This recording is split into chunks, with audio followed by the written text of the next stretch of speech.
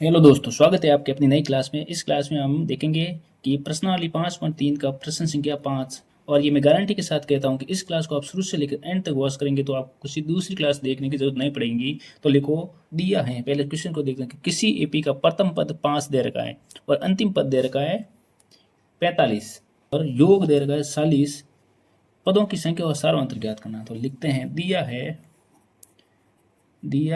है प्रथम पद ए बराबर का 5 और अंतिम पद को क्या लिखते हैं? अंतिम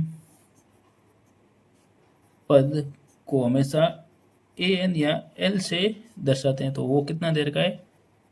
45। और एस एन कितना है? एस एन का मतलब होता है योग दे रखा है 400।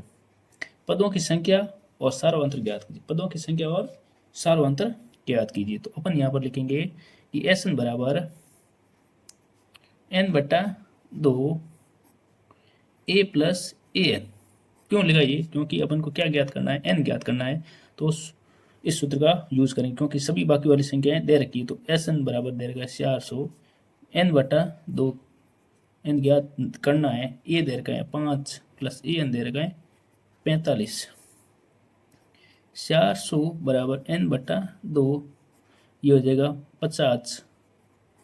और लिखोगे 400 बराबर, तो ध्यान से देखना है कि ये कितनी बार कटेगा?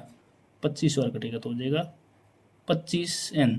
अब लिखो 400 में 25 का भाग करोगे तो क्या आएगा? n का मान, n का मान आ जाएगा 400 में 25 का भाग करते क्या आ जाएगा?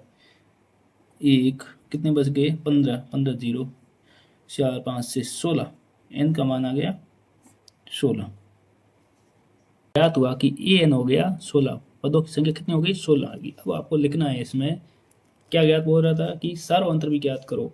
पदों की संख्या 16 आ गई। अब सार्वंत्र ध्यान से देखना है। सार्वंत्र ज्ञात करने के लिए अपन एक ही फॉर्मूला लगातार हर बार लिखते हैं, ए एन बराबर ए plus N minus A Guna D. A N क्या दे रखा था यहाँ पर? ध्यान से देखो, ए एन दे रखा था 45, अंतिम पद दे रखा था ए एन होता है, तो दे रखा है 45 बराबर प्रथम पद है 5 प्लस एन कितना है? नहीं है, डी दे अभी ज्ञात हो गया, सॉरी एन ज्ञात हो गया अभी 16 है यहाँ पर, ठीक है। एन है 16, अभी ज्ञात हुआ 16। और डी कितना है यहाँ पर? ज्ञात करना है। तो आप यहाँ पर वापस लिख देंगे, कोई बात नहीं, थोड़ा कट गया तो 45 बराबर 5, 16 में से ये गया तो हो जाएगा 15 डी। 45 में से ये 5 माइनस हो गए, अब हो जाएंगे 15 डी, ये हो जाएंगे 40 बराबर 15 डी। 40 में 15 का भाग दे दो तो डी क्या आ जाएगा? 8/3।